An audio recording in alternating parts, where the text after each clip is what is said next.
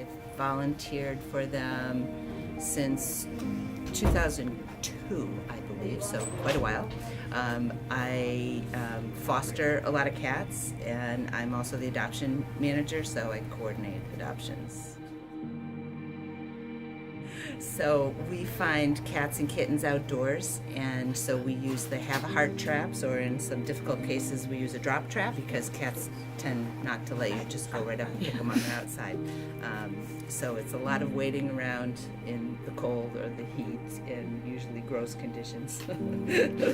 But once you trap a few kittens, you're kind of hooked.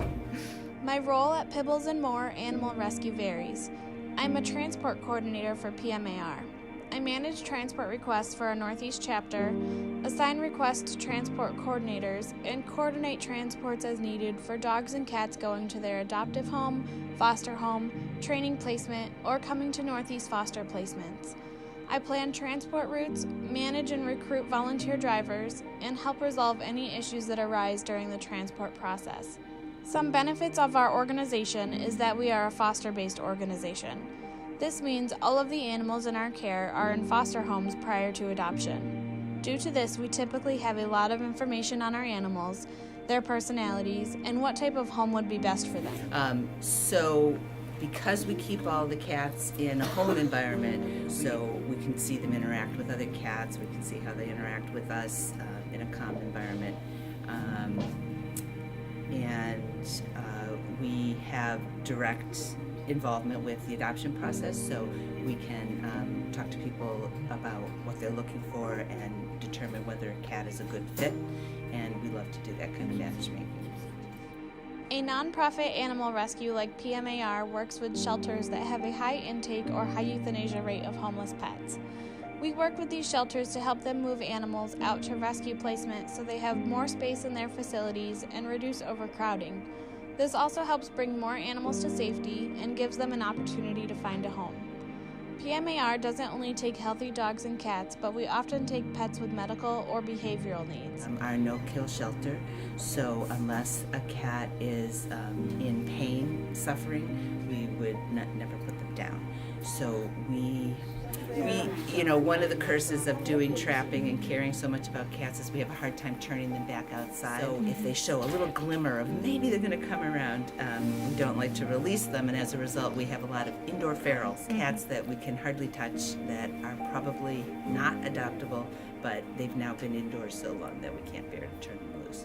So we have some that I want to say we probably had for 8 to 10 years. Since PMAR is a foster-based rescue, all animals remain in foster homes until they are adopted. Sometimes this only takes a few weeks or months, but we have had long-term animals in our care. I've seen a dog stay in a foster home for 2 years or even longer. Our foster care providers are committed and dedicated to the animals that they offer to help. I think it's important because I think every animal deserves the right to live their life in a healthy and safe environment. I understand the model of the federally funded programs where they need to accept cats into the shelter, but they also have limited resources, so they need to go through and purge. And sometimes they will reach out to organizations like ours to do something with the cats other than put them down. But it's just the dignity and the love of the animals. I also hope to see insurance companies stop discriminating against specific dog breeds in the future so that people are not forced to surrender their pets to shelters when they cannot get insurance coverage.